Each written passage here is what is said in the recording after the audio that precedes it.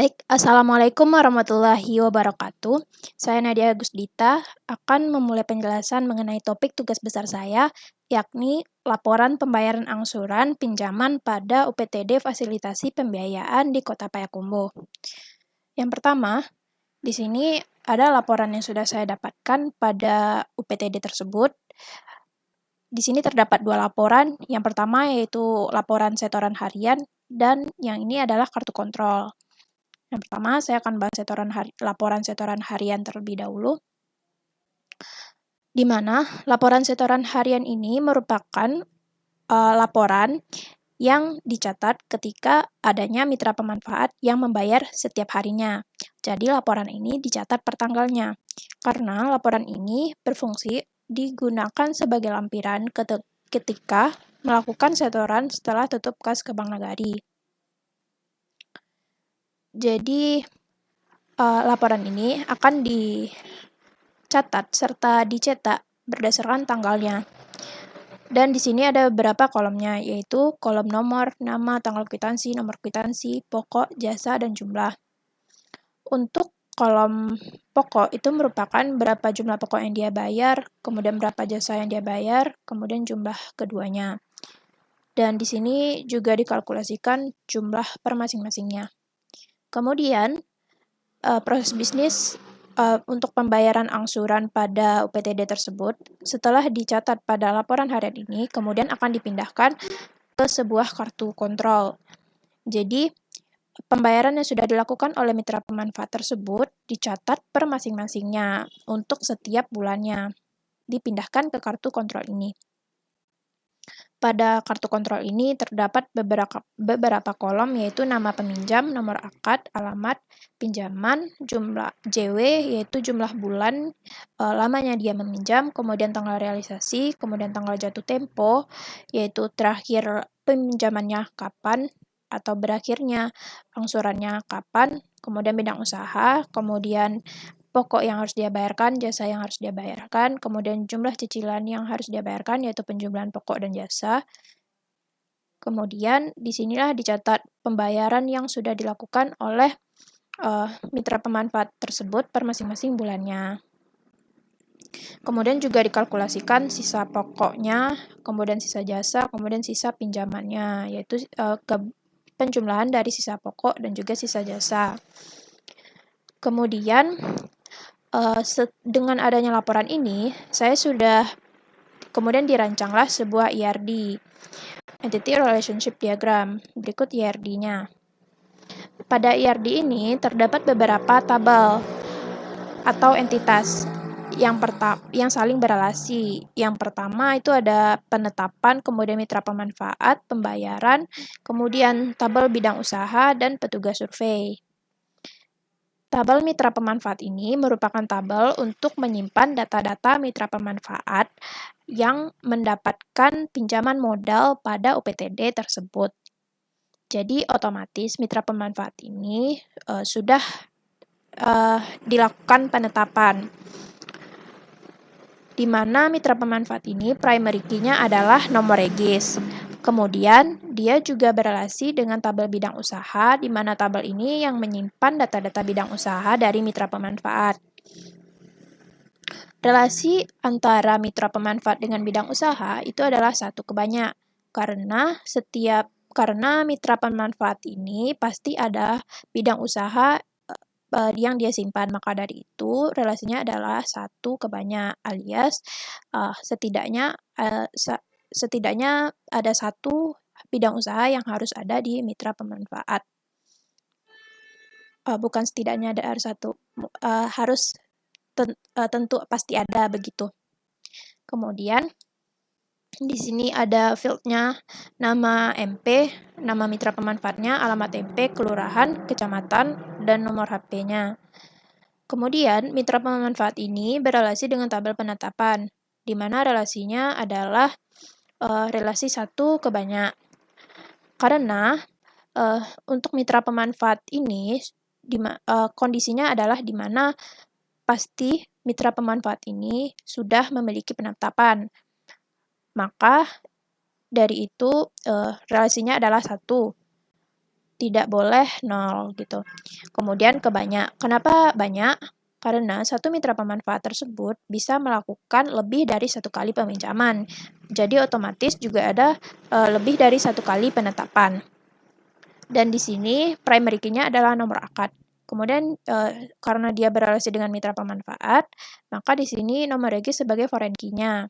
Kemudian ada field tanggal penetapan, kemudian jumlah permohonan, jumlah penetapan, tanggal pencairan, nomor rekening, nomor KTP, agunan, lama pinjaman, angsuran pokok per bulan, angsuran jasa per bulan, angsuran per bulan, total pokok, total jasa, total angsuran, jatuh tempo. Kemudian di sini ada foreign key ID petugas survei, di mana tabel penetapan ini berrelasi dengan tabel petugas survei yang menyimpan nama dari petugas survei pada penetapan tersebut.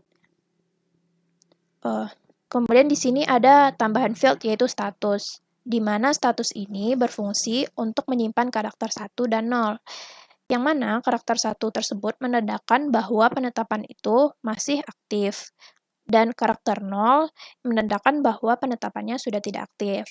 Mungkin dalam kasus bahwa penetapan tersebut sudah lunas. Maka dari itu, pembayaran hanya dapat dilakukan pada penetapan yang aktif. Sedangkan penetapan yang sudah lunas, misalnya dalam kasusnya, maka pembayaran tidak dapat dilakukan. Kemudian, penetapan ini berrelasi dengan tabel pembayaran, di mana relasinya adalah 1 ke banyak juga, karena setiap penetapan tersebut tentu pasti memiliki pembayaran, setidaknya 1 begitu. Dan dia dapat memiliki banyak pembayaran karena tentunya pembayaran tidak hanya dilakukan sekali, namun berkali-kali.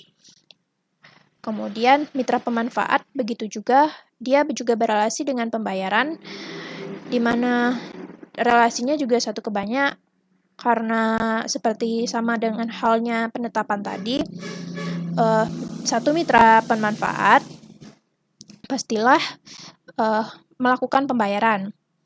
Setidaknya pasti dia melakukan pembayaran 1, begitu. Kemudian dapat juga banyak, karena pembayaran dapat dilakukan lebih dari 1 kali.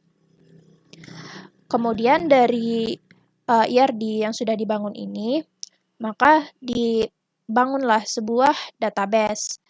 Di sini saya menggunakan DBMS MySQL.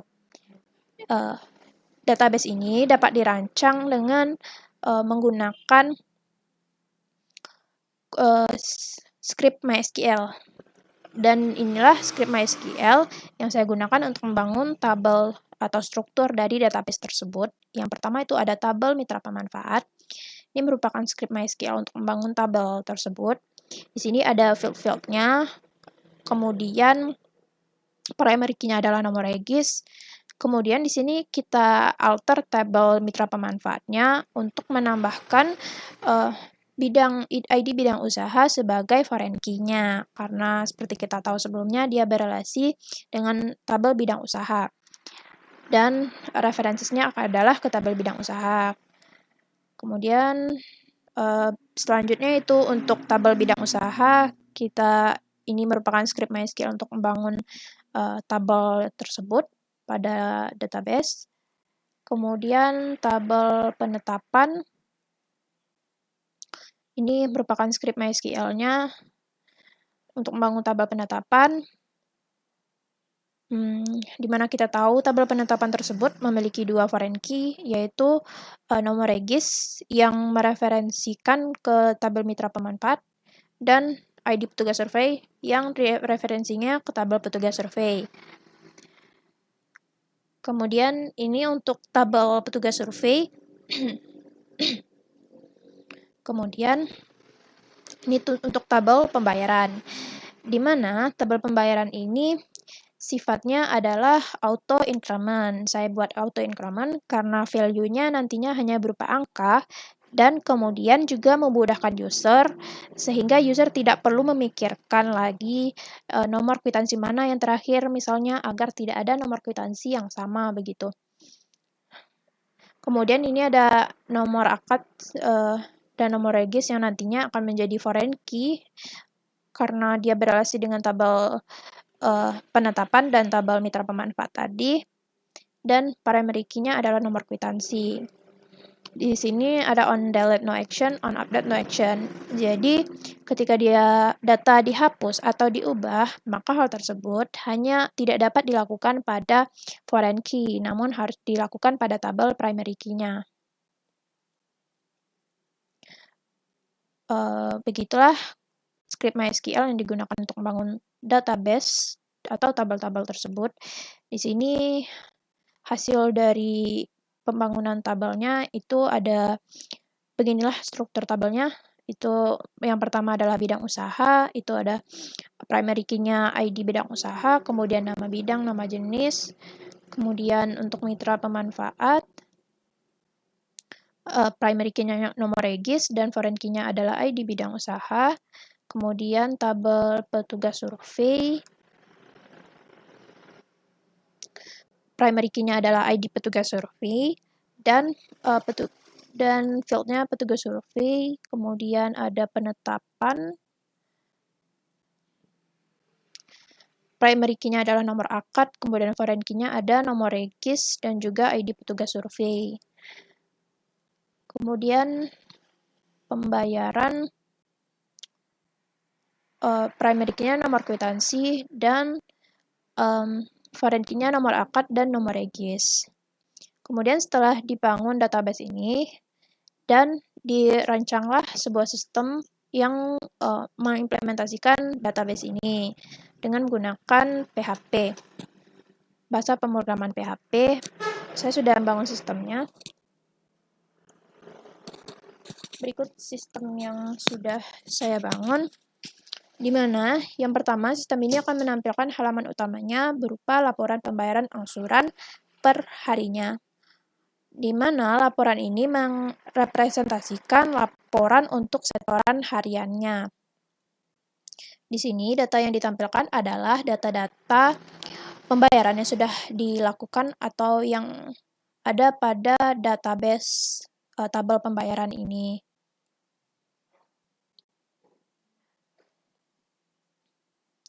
Dan data-data yang ditampilkan ini hanyalah yang status penetapannya 1 atau masih aktif. Untuk source code-nya sendiri, ini merupakan kode program untuk halaman utama tadi, yaitu indeks PHP. Yang mana pertama tentunya untuk setiap halamannya kita perlu melakukan koneksi ke database-nya. Untuk koneksi ke database-nya, ini merupakan kode untuk koneksi, yaitu kita koneksi ke database fasilitasi pembiayaan. Kemudian header PHP serta footer PHP ini saya buat untuk memisahkan header dari HTML-nya dan footer agar kodenya itu lebih singkat karena keduanya ini digunakan pada setiap halamannya begitu. Kemudian di sini merupakan query untuk mengambil data dari tabelnya. Ini merupakan fitur untuk pencariannya. Jadi jika belum dilakukan pencarian, maka dia akan masuk ke else ini. Jadi dia akan tampilkan seluruh datanya, di mana data yang ditampilkan itu adalah status yang ada pada tabel penetapannya itu adalah 1, dan diurutkan berdasarkan nomor kwitansi secara menaik atau dari kecil ke besar. Yang pertama, kita select terlebih dahulu tabel penetapan, select from penetapan, kemudian kita joinkan tabel-tabelnya agar datanya dapat saling kita ambil begitu. Yang pertama, kita joinkan tabel mitra pemanfaat ke tabel penetapan dengan menggunakan nomor regisnya itu sama antara tabel penetapan dengan tabel mitra pemanfaat. Dengan memanfaatkan kolom yang sama antara kedua tabelnya begitu. Sehingga nanti data yang didapatkan itu adalah data yang saling sama antar tabelnya. Kemudian dijoinkanlah tabel pembayaran ke tabel penetapan dengan menggunakan nomor akadnya. Antara nomor akad yang ada pada tabel penetapan dan nomor akad yang ada pada tabel pembayaran. Kemudian kita query.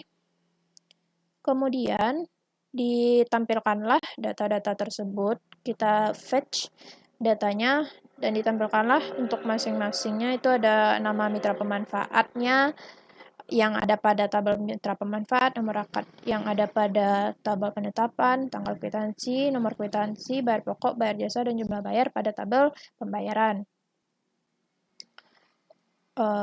Di sini button untuk ubahnya dan button untuk hapusnya, di mana ubah dan hapus ini memanfaatkan nomor kwitansinya karena nomor kwitansi bersifat unik.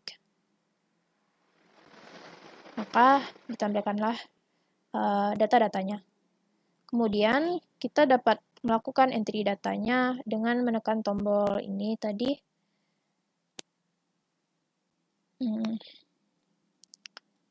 Yang mana pada tambah data ini kita diminta untuk memilih nama mitra pemanfaatnya terlebih dahulu.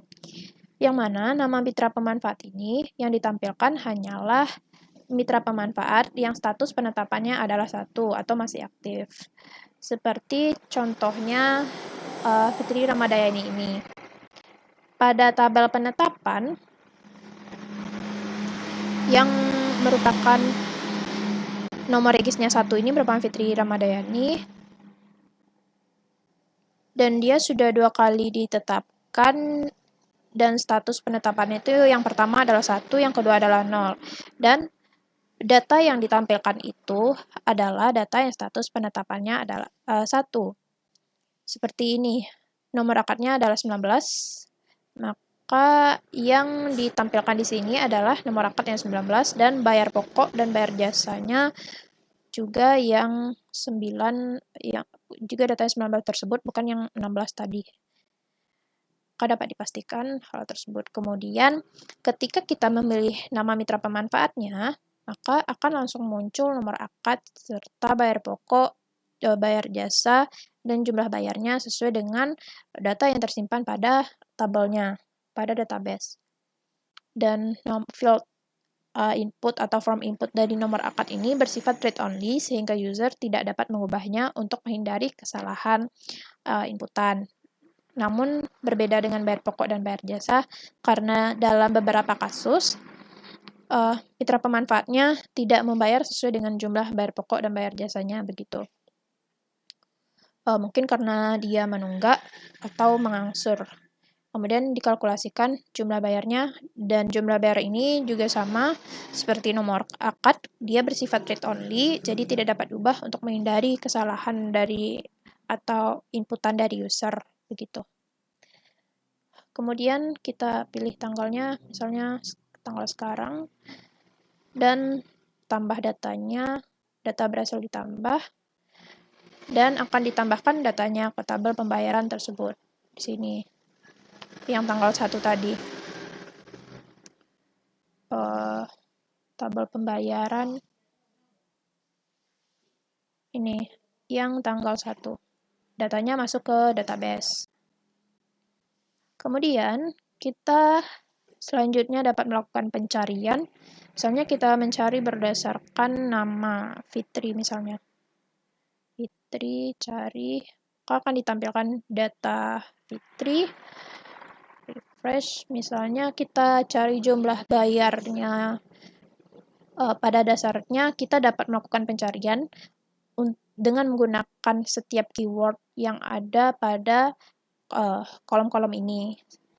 Contohnya kita cari berdasarkan nomor akad misalnya 19. Cari, akan ditampilkan untuk bayar jasanya yang misalnya kita cari Ana, akan tampilkan Ana, begitulah. Ini merupakan source code untuk pencariannya, yaitu kita dapat menggunakan nama mitra pemanfaat, tanggal kwitansi, nomor akad, kemudian bayar pokok, dan seterusnya untuk sebagai kode pencariannya. Kemudian selanjutnya kita dapat melakukan ubah data. Misalnya kita ubah data ini yang terakhir tadi, Fitri Ramadhani. Misalnya kita ubah jadi Ana, maka akan otomatis berubah dan otomatis dikalkulasikan kembali. Kemudian untuk kalkulasi ini dia bersifat responsif, misalnya kita hapus dan akan terubah juga begitu. Kita ubah datanya misalnya jadi Ana tadi, ubah data berhasil diubah, dan data tanggal 1 tadi berubah. Untuk hapus, misalnya kita hapus data ini, hapus, oke. Dan terhapuslah datanya. Kemudian di sini ada fitur cetak, yaitu cetak berdasarkan tanggal, karena pada kasusnya laporan hariannya dicetak berdasarkan tanggal. Sebentar, misalnya kita cetak yang tanggal 8, cetak, maka akan otomatis dibuatkan file PDF-nya yang merupakan tanggalnya itu adalah tanggal yang kita pilih, sama dengan tanggal yang kita pilih, begitu data-datanya.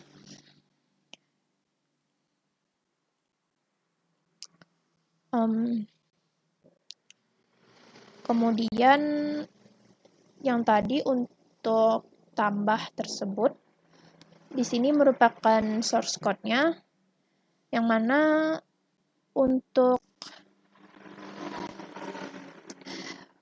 source code untuk menampilkan nama-nama di mana penetapannya satu tersebut, ini merupakan source code-nya, yaitu select from penetapan, dijoinkan mitra pemanfaatnya ke penetapan, dan kita ambil statusnya itu adalah 1. Jadi kita dapat memanfaatkannya untuk menampilkan nama mitra pemanfaatnya gitu. Kemudian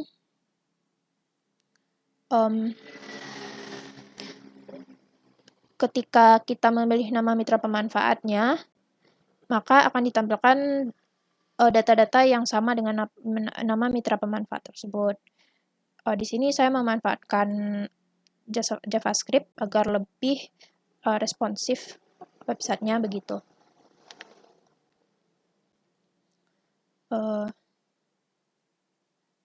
Sini merupakan sedikit script JavaScript-nya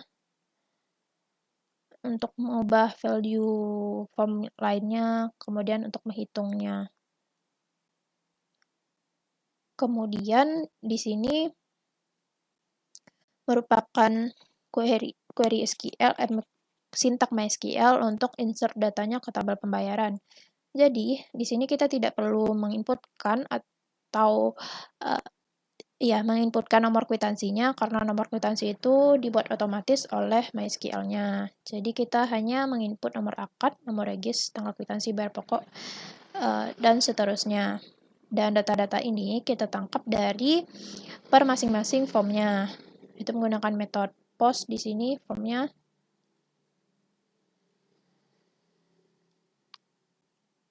Kemudian di sini kenapa kita lakukan seperti ini? Kita ingin mengambil nama mitra pemanfaatnya, karena yang didapatkan dari select drop-down ini sebenarnya adalah ID-nya, begitu. Nomor regisnya. Jadi kita ambil nama mitra pemanfaat. Karena yang didapatkan itu adalah nama mitra pemanfaatnya, jadi untuk menginput ke tabel pembayaran tersebut, kita perlu untuk mengambil nomor regisnya. Maka dari itu, saya ambillah nomor regis dari nama mitra pemanfaat tersebut. Barulah inputkan ke sini. Begitulah untuk tambah. Kemudian untuk ubah sama seperti tambah, namun yang membedakan di sini adalah query-nya yang tadi insert, sekarang update. Jadi kita update berdasarkan nomor kwitansinya. Yang pertama di sini untuk mengubah kita tangkap dulu berapa nomor kwitansi mana yang datanya ingin diubah dengan dari indeks PHP yang tadi. Begitu. Kemudian bedanya selanjutnya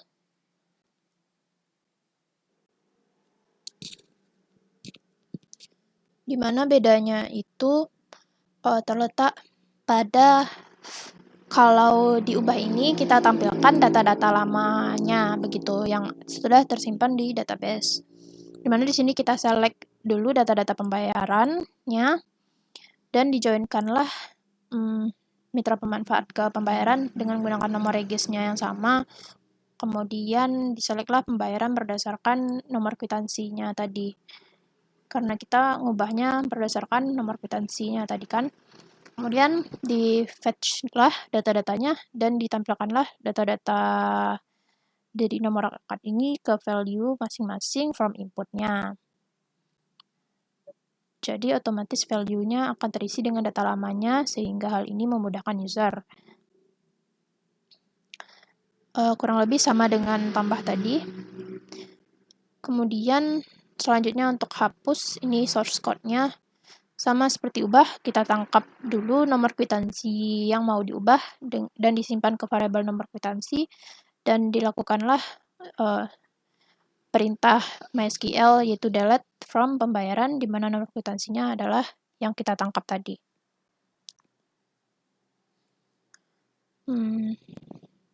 Begitulah seterusnya.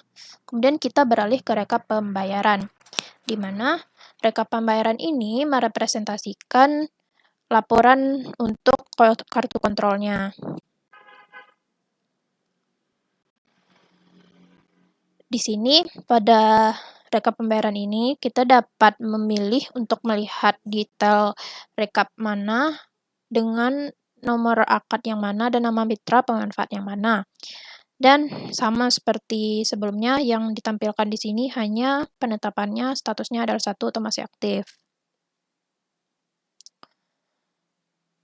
Jadi seperti itulah. Kemudian di sini kita juga ada fitur pencarian, misalnya cari Ana, cari akan ditampilkan, cari Fitri, cari akan ditampilkan gitu. Kita dapat melihat detailnya juga. Misalnya itu kita cari kosong misalnya tidak ada, maka akan ditampilkan kembali begitu datanya. Lihat detailnya misalnya. Dan akan ditampilkanlah detail rekap pembayaran angsuran yang sudah dilakukan oleh mitra pemanfaatnya. Di sini ada riwayat pembayaran angsurannya dan sini ada data detailnya. Data ini diambil dari gabungan tabel-tabelnya yang merepresentasikan ini tadi. Dan di sini sudah dikalkulasikan juga total pokok yang sudah dia bayar, jasa yang sudah dia bayar, angsuran yang sudah dibayar, sisa angsuran pokok, angsuran jasa, dan total sisa angsurannya.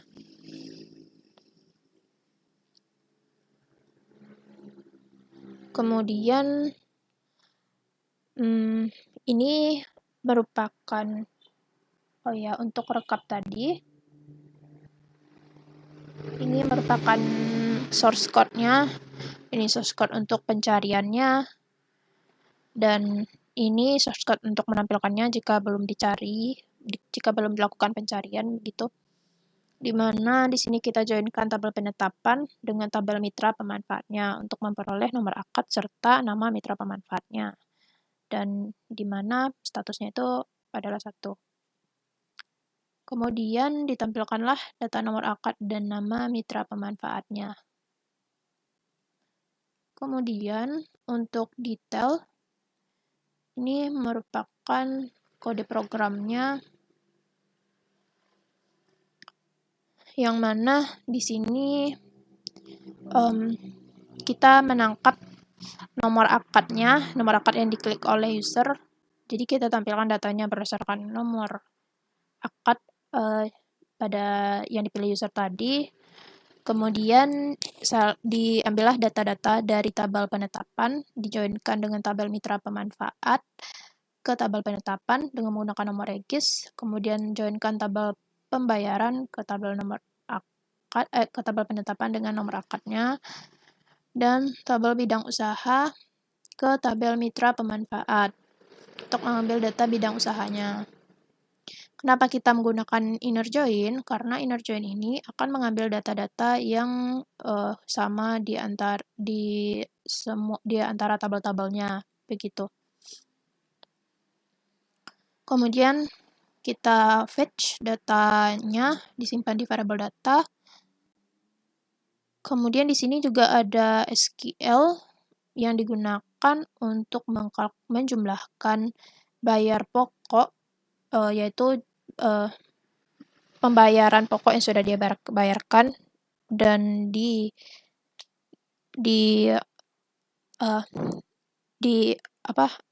total bayar pokok, kemudian bayar jasanya dijumlahkan juga dengan menggunakan function MySQL sum, dan disimpan ke sebuah variabel atau dia as total bayar jasa dari tabel pembayaran, di mana nomor akadnya adalah yang kita tangkap tadi.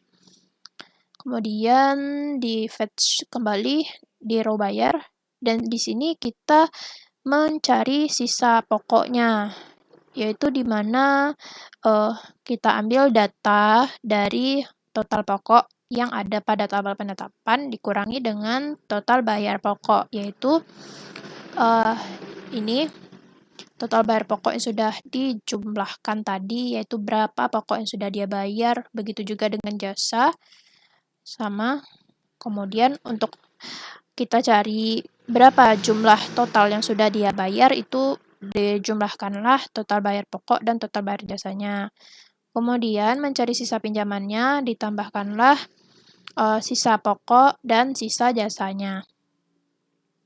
Dan kita tampilkanlah data-datanya dari tabel tersebut yang sudah kita query tadi.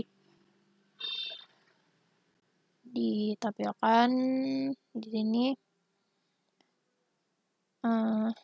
Ini hasil tadi dari total bayar pokok yang di sini row bayar tadi, total bayar pokok, dan ini total bayar jasa tadi, ini variabel sudah bayar di atas tadi, dan ini sisa pokok variabel ini, dan ini sisa jasa dari variabel yang tadi juga, kemudian sisa pinjaman dari variabel yang tadi juga.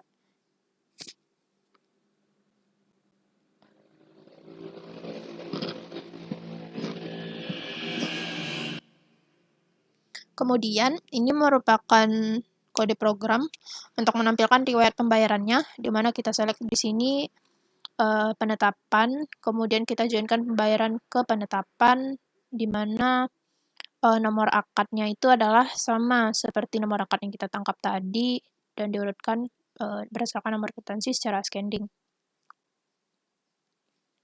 Dan ditampilkanlah data-data rincian atau riwayat pembayarannya. Dan dikalkulasikanlah juga total bayar dan sudah bayarnya.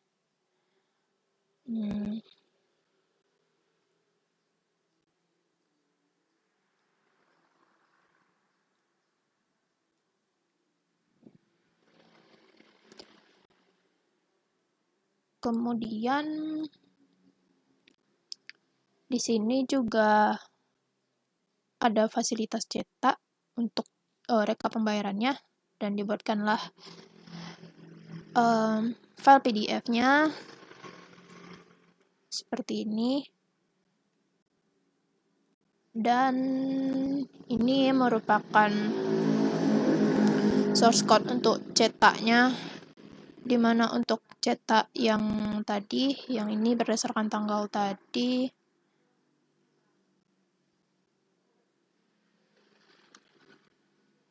ini merupakan source code-nya. Sama seperti, pada dasarnya sama seperti indeks PHP.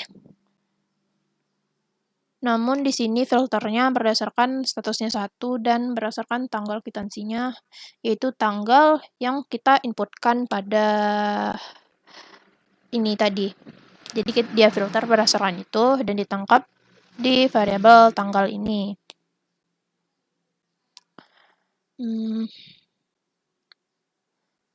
Kemudian dibangunlah tampilannya dan ditampilkanlah data-datanya dari query yang tadi. Di fetch resultnya dan ditampilkan data-datanya sama seperti indeks PHP pada dasarnya.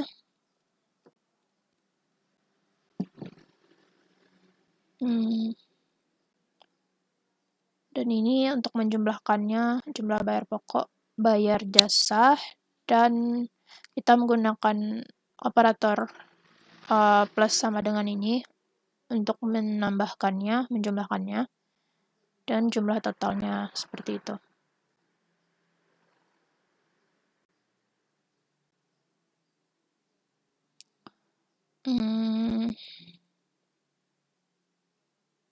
Dan begitulah kita tampilkan juga jumlah pokok tadi, jumlah jasa tadi, dan jumlah total di ini. Kemudian untuk membangun file PDF ini saya memanfaatkan library yang namanya MPDF.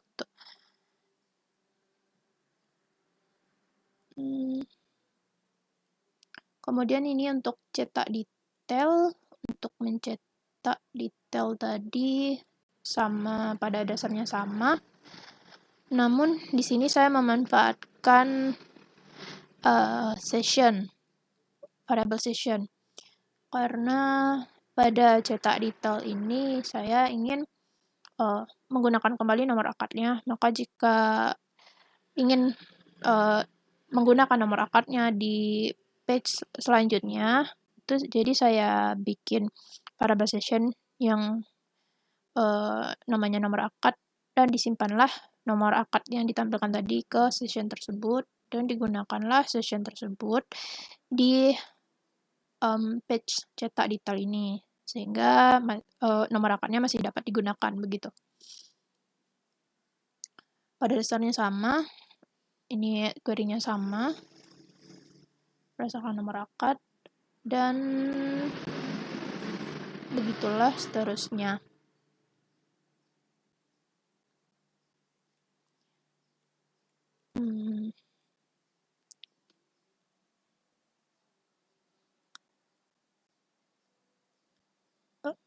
Baik, sepertinya itu saja yang dapat saya sampaikan.